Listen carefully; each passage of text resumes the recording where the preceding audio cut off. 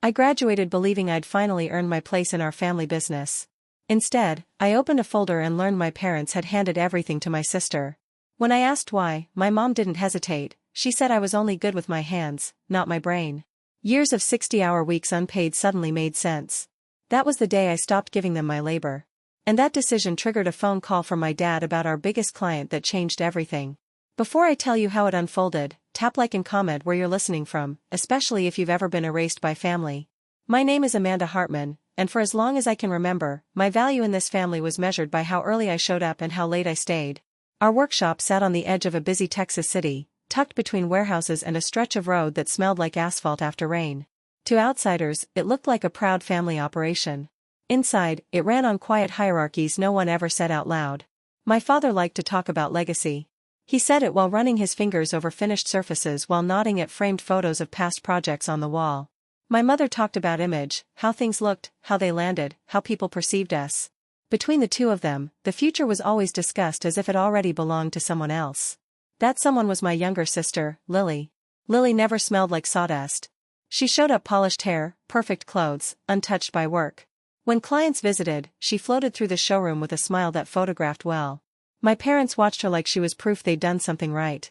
When they looked at me, it was different. I was already assigned, already placed. I learned early not to argue. When I was a teenager, weekends meant cleaning, sanding, packing.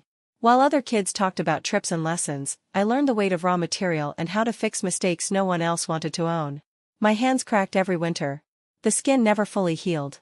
My parents called it learning responsibility. I called it survival. By the time I finished college, I thought things might shift. I came back with knowledge I believed mattered: systems, logistics, ways to keep everything from breaking when pressure hit. I imagined sitting in meetings, not just standing at benches. I imagined being asked, not told. Instead, nothing changed. I worked harder than ever. Long days bled into longer nights. 60 hours wasn't unusual. Payment was always delayed or explained away. "It's for the business," my parents said. "It'll come back to you." I wanted to believe them. I needed to. What hurt wasn't the work, it was the silence around it. When projects succeeded, Lily's name was mentioned. When problems appeared, they landed in my lap without discussion. My mother once watched me load materials into my truck and said almost kindly, "You're lucky you're good with your hands. Not everyone has that." She meant it as reassurance. I heard it as a limit. Still, I stayed.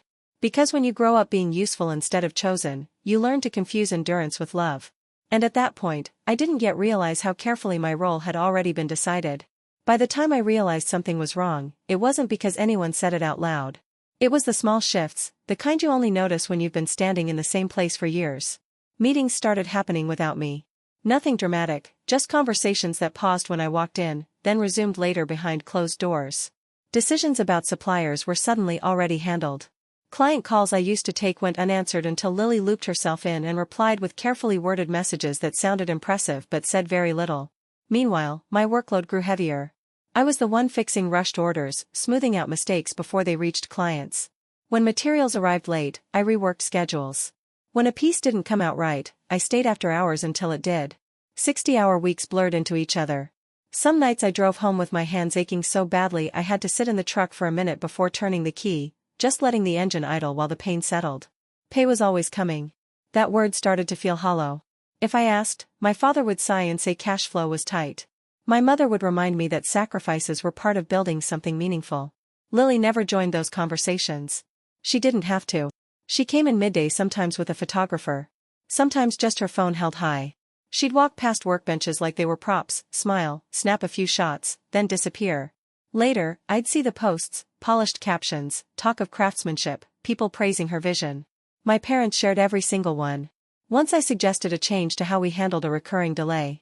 I laid it out carefully, step by step. My father nodded, then said we'd think about it. 2 months later, Lily presented nearly the same idea as part of a branding pitch. Everyone applauded. That was the moment something inside me shifted. Not rage, not yet. More like a tightening, a quiet understanding that this wasn't about effort or loyalty. It was about roles. And mine was fixed. The turning point came on a night when the workshop was unusually quiet. Most of the crew had left early after a delivery. I stayed behind to grab some paperwork my father had asked for. Insurance related, he'd said. I knew where he kept things. As I pulled open a drawer, folders slid against each other with a soft thud. One stood out. Neat typed label. Internal planning. I told myself not to look. My hand moved anyway. I sat down and opened it. The words blurred at first, then sharpened into something that made my stomach drop. Ownership transfer timeline names. Lily's name was everywhere. Mine appeared once under a section about restructuring transition phase out. I read it again slower this time, hoping I'd misunderstood. I hadn't. They hadn't forgotten me. They'd accounted for me. Carefully, quietly, months ago. The room felt smaller. The hum of the lights grew louder. I closed the folder, put it back exactly where it was, and stood there longer than I meant to, staring at nothing. That was when I understood the truth I'd been avoiding. I wasn't being overlooked. I was being replaced. I didn't confront anyone right away. I didn't slam doors or demand explanations. I went home that night and lay awake staring at the ceiling, replaying every conversation I'd ever had with my parents. Every time they told me to be patient, every time they said just help out a little longer, it all lined up too cleanly to be accidental. The next morning, I went back to the workshop like nothing had changed. Same jeans, same apron, same quiet nods to the crew. But inside, something had collapsed.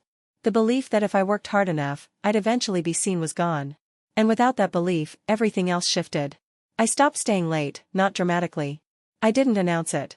When the clock hit the end of the day, I cleaned my station, turned off the light above my bench, and left.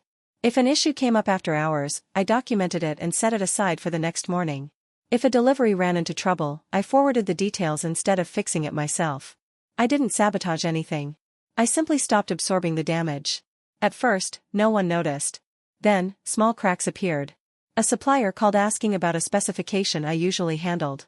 I directed the call to the office. A client emailed with technical questions.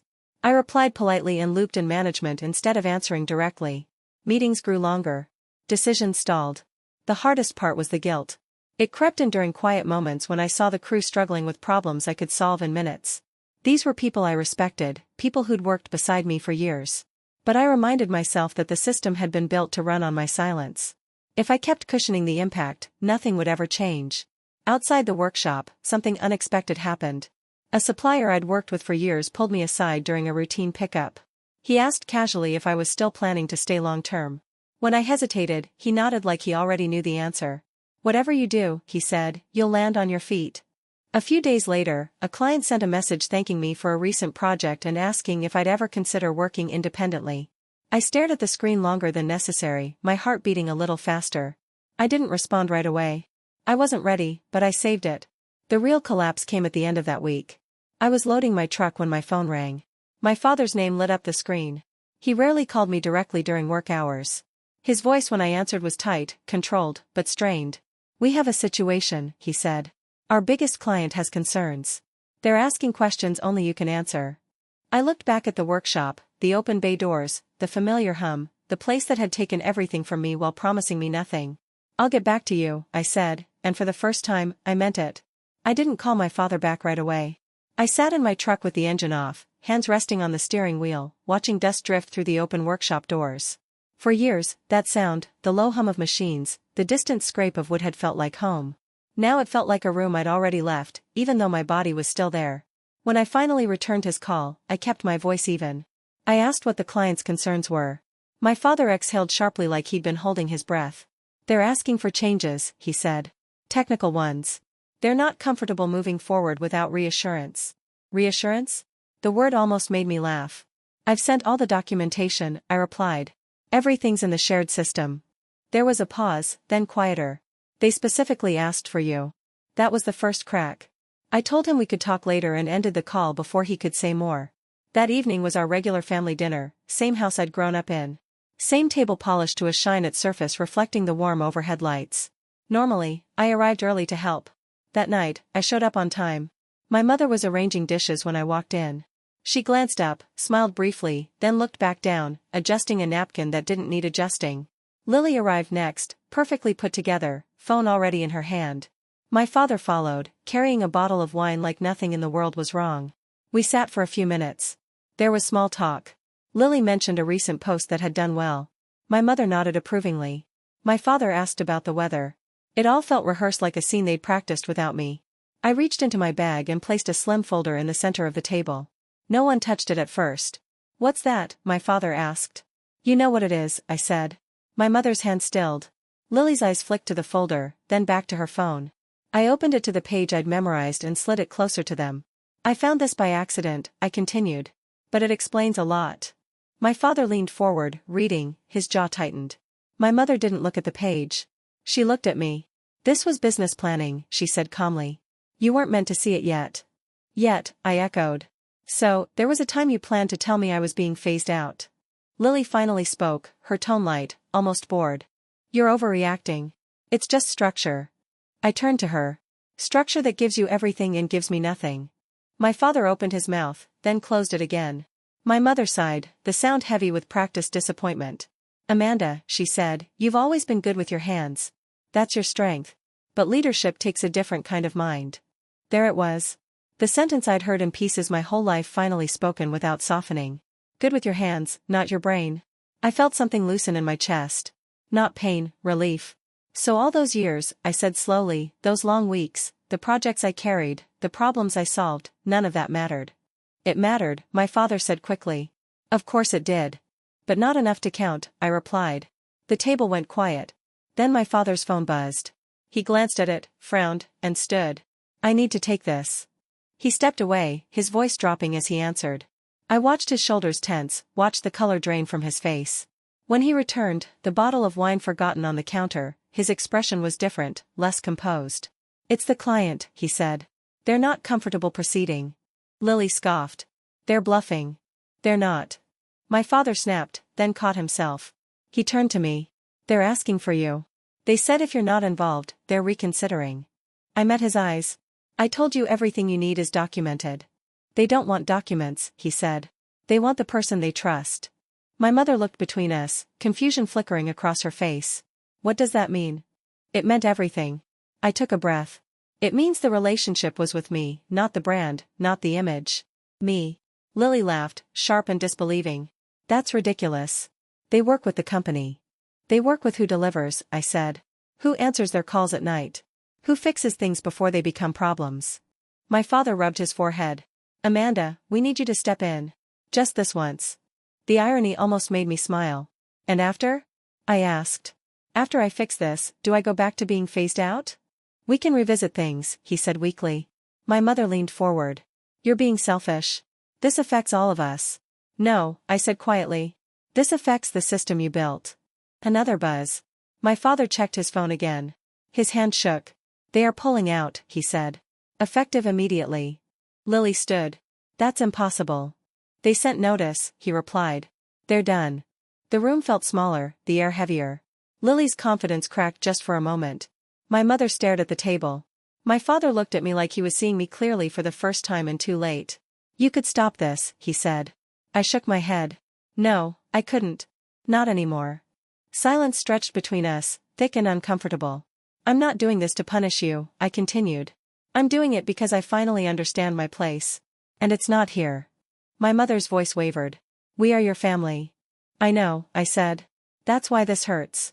But family doesn't quietly plan your exit while taking credit for your work. Lily crossed her arms. So what? You're just walking away? I already did, I replied. I gathered the folder and slid it back into my bag. As I stood, my father reached out then stopped himself. This didn't have to happen, he said. You're right, I answered. It didn't, but you chose it. I left without another word. Outside, the night air was cool against my skin. I sat in my truck for a moment, breathing, letting the tension drain from my shoulders. My phone buzzed again, a message from the client, brief and direct, confirming they were moving on and thanking me for years of work. I stared at the screen, then set the phone down. For the first time in a long while, the future felt open. Not because I'd won something from them, but because I'd stopped waiting for permission. The fallout didn't arrive all at once. It came in waves. Within days, the workshop felt different. Calls went unanswered. Meetings stretched without conclusions. Suppliers started asking for confirmations that used to be routine. A few long-standing clients quietly paused their projects, saying they needed time to reassess. No drama, just distance. And distance, I learned, can be devastating. I kept showing up for a short while, finishing what I had already committed to, documenting everything clearly, leaving nothing unfinished. Then I stepped away for good, not in anger, in order.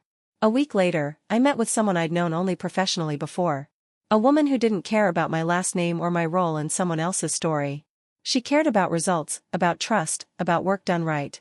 The terms were straightforward: fair pay, clear authority, mutual respect. For the first time, my calendar felt like mine. Back at home, my phone rang less often. When it did, I let it go to voicemail. My parents left messages that circled the truth without touching it. Lily posted more than ever, her captions louder, her confidence thinner. I didn't respond to any of it. The strangest part was the quiet. No late-night calls, no emergencies I had to absorb. No invisible weight on my shoulders. I slept through the night. I ate dinner without checking my phone. I felt my body settle into itself. I didn't win. I didn't lose. I chose. And in that choice, something finally balanced. For a long time, I believed my worth depended on being needed by people who never planned to choose me. I was wrong. Your value isn't decided by who takes credit for your work or who sidelines you when it's convenient. It's built in what you know, what you give, and what you finally refuse to give away for free. If this story hit close to home, tell me where you're listening from and share your experience in the comments. And subscribe. There are more stories you won't want to miss.